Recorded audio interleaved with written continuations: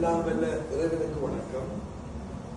இங்குள்ள மரியாதைக்குரியவர்களுக்கு என்னுடைய மரியாதைக்கு வைத்த விளக்கங்கள். கௌரி சம்பந்தமான விஷயங்களை ராதாக்கா விளக்கமாக கூறுகிறார்கள். கௌரி எழுதிய இசைப்பிள்ளை 1-2 பகுதிகளை வாசிக்கும் சந்தர்ப்பம் எனக்கு கிடைத்தது. ஒவ்வொரு புத்தகமும் 600 பக்கங்களை கொண்டது. ஆகவே 1100 பக்கங்கள் ஏதோ வாழ்த்து முடித்தேன். கௌரி இந்த புத்தகங்களுக்கு கருத்துரை வழங்குமாறு வைத்துள்ளார். சங்கீதத்தை அட்டு வேறு ஆடி வேறாக பகுத்து பிரித்து தொகுத்து எழுதப்பட்ட புத்தகங்கள். சங்கீத சம்பந்தமான ஒரு புத்தகத்திற்கு கருத்துரை வழங்க உனக்கு என்ன தகுதி உண்டு என்று நீங்கள் நினைக்கலாம். நியாயமானது கூட. என்னுடைய தகுதிகள் என்றால் நான் கலையை ரசிப்பேன். அது வாய்ப்பாட்டோ நடனமோ ஓவியமோ கவிதையோ சமையலோ ரசிக்கிறேன். அதை விட சந்தோஷ் நாராயணன் போன்ற போஸ்ட் அதாவது நவீனத்துக்கு பின்பற்ற இசைகளையும் கூட ரசிக்கிறேன். அதை விட நான் வாசிப்பை விரும்புகின்றவன். எந்த புத்தகமாக இருந்தாலும் சரி, அது ஆன்மீகமோ ராமாயணமோ அல்லது விஞ்ஞானமோ எந்த புத்தகமாக இருந்தாலும் வாசிப்பேன். எனக்குள்ள தகுதிகள் அந்த 2 மட்டும்தான். ஒரு சங்கீத விற்பனரோ அல்லது ஒரு சங்கீத ஆசிரியரோ கருத்துரை வழங்கியிருப்பின் சிறப்பாக அமைந்திருக்கும். கௌரி கனடாவில் பாடுகின்ற ஒரு புலம்பெயர் தமிழர் அவருடைய புத்தகங்களை வாசிப்பதற்கு இங்குள்ள கலை மாமன்களுக்கு சந்தர்ப்பம் கிடைக்கவில்லை. எனவே கிடைத்தது நான் மட்டும்தான். யாழ்ப்பாணத்தில் இருப்பார்கள் ஆலை இல்லாதவர்களுக்கு இடுப்பு பூச்சக்கரை என்று. நான் இடுப்பை பூச்சக்கரையாக நினைக்கிறேன்.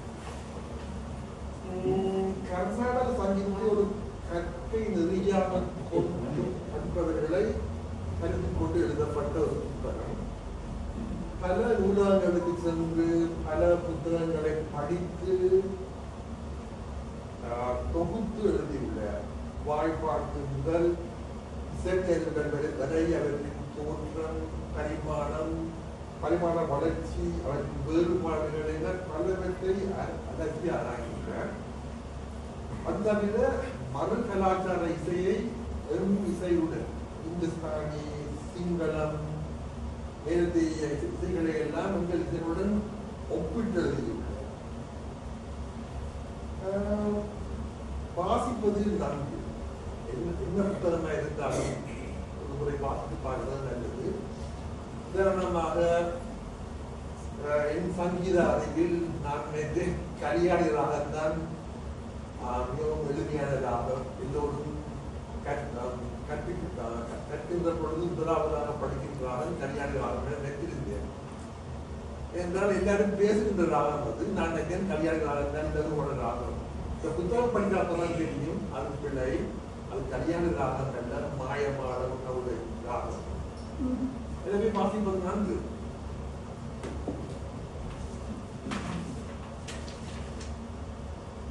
அது தவிர அவருடைய புத்தகத்தில் தமிழ் இசை உலகில் சரித்திரத்தில் எழுதியிருந்தார். என்னுடைய இசை எப்படி தாராட்டில் ஆரம்பித்து எப்படி ஒரு சங்கீதமாக ஆரம்பித்தது, அந்த இசையிலிருந்து எவ்வளவு களவாடப்பட்டவை, நாம் இழந்தவை என பல விடயங்களை சங்கீத பாடத்தை தவிர சங்கீதத்திற்கான கருத்துரைகளையும் எழுதியுள்ளேன்.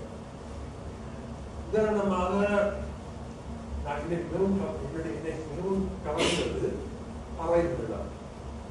யாழ்ப்பாணத்தில் பறை மேளம் என்றால் எங்களுக்கு எல்லாரும் தெரிந்தது சென்ற வீட்டில் அடிக்கிற மேளம் அல்லது கோவில் வேடுகளில் அடிக்கிற மேளம். ஆனால் இதை வாசிக்கப்படுவதுதான் புரிந்தது. பறை மேளத்தில் 32 மெட்டுகள் இருந்ததாகவும் 35 தமிழ் பறை மெட்டுகள் இருந்ததாகவும் 33 தமிழ் பறை மெட்டுகள் வழக்கொழிந்து போய் கடைசி 2 அமங்கல வெட்டுகள் மாத்திரம் எங்களுடைய வழக்கத்தில் உள்ளதாக எழுதியிருக்கிறது. அதுக்கு ஆதாரமாக யாழ்ப்பாணத்து வலுவமாலை புத்தகத்தை கொடுத்திருக்கிறது. இது ஒரு மிகவும் அதிசயமான ஒரு தகவல் நாட்டு கேட்டுக்கொண்டேன். மற்றது தமிழிசை மும்மூர்த்திகளான கோபாலகிருஷ்ண பாரதியார் எழுதிய 5 ராகங்கள் கொண்ட பஞ்சரத்தினம் என்ற நூலை தியாகராஜர் பிரம்மம் என்று எல்லாரும் போற்றப்படும் இந்திய பாடல்கள் உண்மையில் எழுதியிருக்கார் என்றால் அந்த தமிழ் பஞ்சரத்தினத்தை பிரதி பண்ணி தெலுங்கில் மொழிபெயர்த்து பாடி பாடியிருக்கிறார். நாம் இழந்தவை, நாம் எங்களை பற்றி களவாட பெற்றவை, பல விடயங்களை அவர்களுக்கு அலசி ஆராய்ந்துள்ளேன். ஆனால் அந்த கோபாலகிருஷ்ண பாரதியாரை தியாகராஜரை பற்றி அறிந்த அளவுக்கு தமிழ்நாட்டோ இலங்கையிலேயோ தமிழ் பாடலான கோபாலகிருஷ்ண பாரதியாரை ஒரு பார்த்திருக்க வேண்டும். இப்பொழுதும் இந்தியாவில் தியாகராஜருக்கு உற்சவம் நடக்கும். ஆனால் கோபாலகிருஷ்ண பாரதியாரை பற்றி பேசுவாரே கிடையாது. ஆனால் அவர் எழுதின நந்தனார் சரிதம் மட்டும் இன்னும் மக்களிடையே பிரபலமாக உள்ளது. எனவே இப்ப நான் இப்போ சொன்ன விடயங்கள் எல்லாம் இந்த புத்தகங்கள் நான் பெற்றவை, நானாக செல்லவில்லை. எனவே தினமும் கேட்கிறோம். எனவே வாசித்தல் வாசிங்கள். ஒரு புத்தகத்தை எழுதி விடுவது என்பது இலகுமான விடயம் அல்ல. அது 1200 பக்கங்கள் எட்டு பார்க்க சுற்றுகின்றது. நானும் ஒரு புத்தகத்தை எழுதி விடுவித்தவன். எனக்கு தெரியும் எவ்வளவு ஒரு கடினமான விஷயம் அது என்று. அதை எழுதி அதை தொகுத்து அவற்றை எல்லாம் வரிசைப்படுத்தி அதில் உள்ள எழுத்து பிள்ளைகளை திருத்தி அதை என்னுடைய முயற்சி கிட்டத்தட்ட இந்த புத்தகம் எழுதுவதற்கு கிட்டத்தட்ட ஒரு 10 வருடங்கள் சென்றுள்ளது.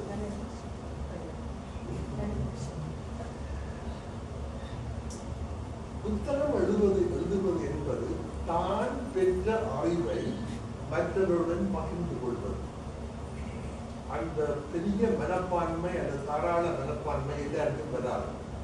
ஒரு சிலருக்கு மாத்திரம் வரும். கௌரி சம்பந்தனுக்கு இந்த தான் பெற்ற அறிவை மற்றவர்களுடன் பகிர்ந்து கொள்வது அவருடைய மரபணுக்களில் உள்ளது. இதனுடைய யாழ்ப்பாண தமிழ் சொன்னால் அவருடைய ரத்தத்தில் ஊறுகின்றது. இதற்கு காரணம் இவருடைய தந்தை வழி பேரன் காலம் சென்ற கிருஷ்ண பிள்ளை இலங்கை வானிலை ஆராய்ச்சி நிலையத்தில் ஆராய்ச்சியாளராக பணியாற்றியவர். அஸ்ட்ரானமிக்கல் ரிசர்ச் ஒரு வானிலை ஆராய்ச்சியாளராக பணியாற்றியவர். அதிசயமான தகவல் என்னவென்றால் 1932ஆம் ஆண்டு கல்வித்துறையில் காட்டி கல்லூரியில் இல்லை, வேலாயுதம் மத்திய மாவட்டத்தில் படித்து புலவர் பரிசில் பெற்று இங்கிலாந்து போய் யூனிவர்சிட்டி ஆஃப் ஆக்ஸ்போர்டில் பொறியியல் துறையில் பட்டம் பெற்றார். 1932ஆம் ஆண்டு யாழ்ப்பாணத்தில் கல்துறை என்பது நீங்கள் நினைச்சு பார்க்கலாம். அதுவே என்னுடைய அம்மா பிறந்த இடம்.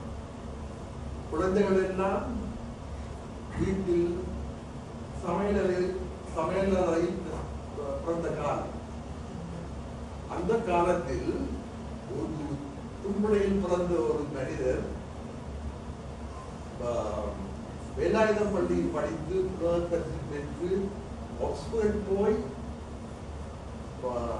விஞ்ஞான பட்டதாரியாக வாழ்வது என்பது ஒரு இலகுமான காரியம். அதன் தவிர அவர் கேம்பிரிட்ஜ் யூனிவர்சிட்டி ஆஃப் லண்டனில் பொறியியல் கலைத்துறையில் MA கேண்டர் பட்டம் பெற்றவர். அது ஒரு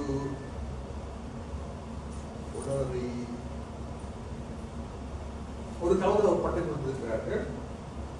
அதன் பின் அவர் அந்த கல்வியை கற்று வந்த பின் பொருளவில் பணியாற்றிய பின் பொருட்டோ பலரிலிருந்து கண்ட பேராசிரியராக பணியாற்றியவர்.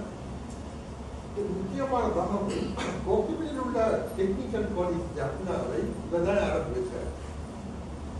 நாங்கள் எல்லோரும் பெருப்பட வேண்டிய விடயம் என்னவென்றால் உண்மையில் பிறந்த கிருஷ்ண பிள்ளை என்றால் இப்போது சொன்னால் கிருஷ்ண பிள்ளை அந்த காலத்தில் யாழ்ப்பாணத்தில் சமஸ்கிருதமோ அல்லது ஆங்கிலமோ கலக்காது பொண்ணு குட்டி சின்ன குட்டி அப்படியான பேர் வந்த காலத்தில் கிருஷ்ண இஷ் ஜ போன்ற பேர்களை யாழ்ப்பாண பேர்கள் காண மாட்டீர்கள். கிருஷ்ண பிள்ளை என்பது அந்த காலத்தில் கிருஷ்ண பிள்ளை என்றால் சொல்கிறார்கள். ஆனால் அவர் இப்பொழுதும் கிருஷ்ண பிள்ளை காலமானார். அவர் முதலாக கொக்குவில் டெக்னிக்கல் காலேஜை ஆரம்பித்தவர் அவர். அதை தவிர அந்த கல்லூரியிலேயே 3 வருடங்கள் தலைமை அதிபராக வேலை பார்த்திருக்கிறார்.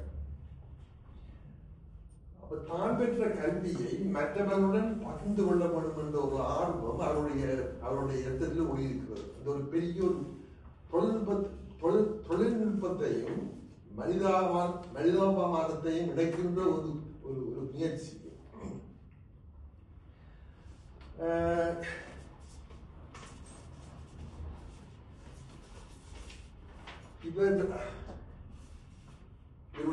இவருடைய தந்தை வழி பேரன் கிருஷ்ண பிள்ளையும் புத்தகம் எழுதியுள்ள calculus textbook for AL and university students, காப்பூத்த உயர்தர மாணவர்களுக்கும் பல்கலைக்கழக மாணவர்களுக்கும் கால்குலஸ் புத்தகம் எழுதியுள்ளேன்.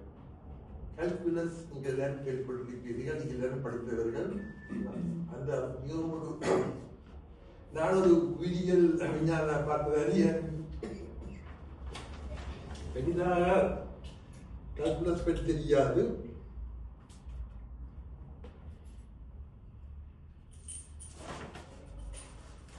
அந்த புத்தகத்தின் பிறவி இப்பொழுதும் மொரட்டுவ யூனிவர்சிட்டியில் இருப்பதாகவும் அதனுடைய போட்டோவையாவது எடுத்து போனோம் மட்டும் அவர் சம்பந்தப்படும் முயற்சி செய்கிறார். இன்னும் வெற்றி அளிக்கவில்லை. அதுதான் 1946 வேர்ல்ட் சயின்ஸ் அசோசியேஷனில் உறுப்பினராக இருந்திருக்கிறார் காலம் சென்ற கிருஷ்ண பிள்ளை. இப்பொழுது தேடி பார்த்தால் கூகுள் தான் காணவில்லை. இப்போ வேர்ல்டு சயின்ஸ் அசோசியேஷன் நினைக்கிறேன். அந்த காலத்தில் ஒன்றுதான் இருந்திருக்கிறது. அதில் உறுப்பினராக இருந்திருக்கிறார். அதில் 2 கட்டுரைகளை எனக்கு வாசிக்கூடிய பண்பு கிடைத்தது. 1946 ஒரு கட்டுரை எழுதியுள்ள solar and effects of cosmic rays. 1947 note on the barometric coefficient of cosmetic ray intensity. என்னுடைய அளவான அறிவை கொண்டு எனக்கு விளங்கியது என்னவென்றால் 1940 நடுப்பகுதிகளில் சூரிய நிலப்பரப்பு தொடர்புகள் பற்றி அறிவு ஆரம்பித்த காலகட்டம். செயற்கோள் தரவுகள் முன்காலத்தில் நடந்த ஆய்வு, நிலத்தடி மற்றும் பலூன் பிரச்சனைகள் அடிப்படையில் அந்த ஆய்வுகள் அடைந்திருந்தன. தற்காலத்திற்கு போல் செயற்கை கணனிகளோ அல்லது சேட்டலைட்டோ இருக்கவில்லை. அடிப்படை அறிவுகளை வைத்துக் கொண்டு அந்த கட்டுரையில் எழுதியுள்ள இந்த மாதிரியான ஆய்வுகள் இன்று உள்ள விண்வெளி வானிலை முன்னறிவிப்பு, ஸ்பேஸ் வெதர் ஃபோர்காஸ்டிங் மற்றும் காஸ்மிக் கதிர்வீச்சு கட்டுப்பாட்டு கோட்பாடு, காஸ்மிக் ரே மாடுலேஷன் தியரி ஆகியவற்றின் அடித்தளமாக அமைந்தன. இது அந்த சோலார் எனர்ஜி பற்றி மக்கள் அறிய தொடங்கிய காலத்து கட்டுரை. அந்த கட்டுரையிலே வாசிக்கின்ற அது 1920 மில்லிகன் என்ற ஒரு விஞ்ஞானி மேற்கொண்ட காஸ்மிக் பரிதாட்சிய ஆய்வுகளுக்கும் 1950க்கும் 60க்கும் இடையிலே விண்வெளி கால ஆராய்ச்சிகளுக்கும் இடையிலான ஒரு அறிவியல் பாலம் போல தெரிகின்றது. என்னுடைய அறிவு கட்டிய வரையில் நான் எழுதியுள்ள அந்த சமன்பாடுகள் விவரங்களும் எனக்கு புரியவில்லை. நான் ஒரு உயிரியல் பட்டதாரி, எனக்கு கணிதம் எனக்கு தெரியாது. ஆனால் இந்த கட்டிட ஒரு கால பயணம் போல செயற்கைக்கோள்கள் கணனிகள் இல்லாத யுகத்தில் மனிதன் வானத்தை புரிந்து கொண்டிருக்கின்ற சாட்சியம். இவ்வளவையும் சொன்னால் என்றால் இவ்வளவு பெரிய ஒரு அறிவுசார் மனிதர் தன்னுடைய அறிவை மற்றவர்களுக்கு சொல்லிக் கொடுக்க வேண்டும் என்ற ஒரு பெரிய ஒரு பரந்த நோக்கம் அவரிடம் இருந்திருக்கிறது. அவர் இழப்பாடிய பின்பும் கட்டுரையில் வந்து மாணவர்களுக்கு கணிதம் கற்பித்தார். அதே குணம் இவருக்கு இருக்கிறது. அதன் கணிதத்தில்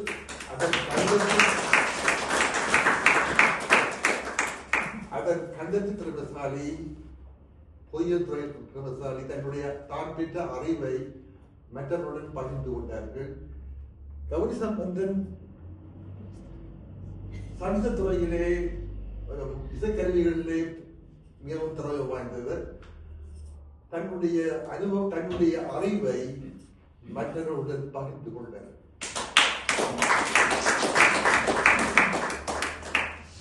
இது ஒரு பெரிய ஒரு பரந்த மனப்பான்மை. இது எல்லாருக்கும் வராது.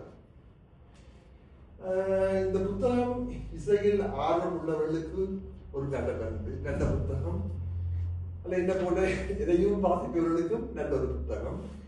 ஆனால் இசையை ஒரு பாடமாக எடுத்து கற்கை நெறியாக எடுத்து படிப்பவர்களுக்கு நல்ல ஒரு சிறந்த புத்தகமாக அமையும் என்று நினைக்கிறேன். இந்த புத்தகத்தின் விலை கொஞ்சம் கூட தான். 1100 பக்கங்கள். ஒவ்வொரு புத்தகமும் $100. ஒரு புத்தகம் மட்டும் $100. ஆனால் அந்த $100 100க்கு ஒரு சில வாங்கலாமா? அல்லது 3 பேர் போய் சாப்பிட்டால் $100. 3 பேருக்கு பெரிய ஒரு ரெஸ்டாரண்ட் போய் சாப்பிட்டா வேற $100. $100 புத்தகம் வாங்குறதுனால நீங்க கெட்டு போக போறது இல்லை. உங்களை பொறுத்தது. ஆர்வம் உள்ளவர்கள் amazon.com போய் சர்ச் என்ஜின்ல மிஸ்ஸஸ் ஸ்பேஸ் GOWRI என்று டைப் பண்ணீங்க. ரெண்டாவது புத்தகம் அவ்வளவு தரும். இது படம் வாங்கலாம். இபுக்கும் உள்ளது. மிகவும் பயனுள்ளதாக அமையும் நினைக்கிறேன். உறுதியாக கூறுகிறேன். என்னுடைய சித்தறிவு கெட்டியமத்தில் என்னுடைய சங்கீத அறிவையும் விஞ்ஞான அறிவையும் வைத்து ஒரு சிற்றுரை வாங்கியுள்ளேன். ஒரு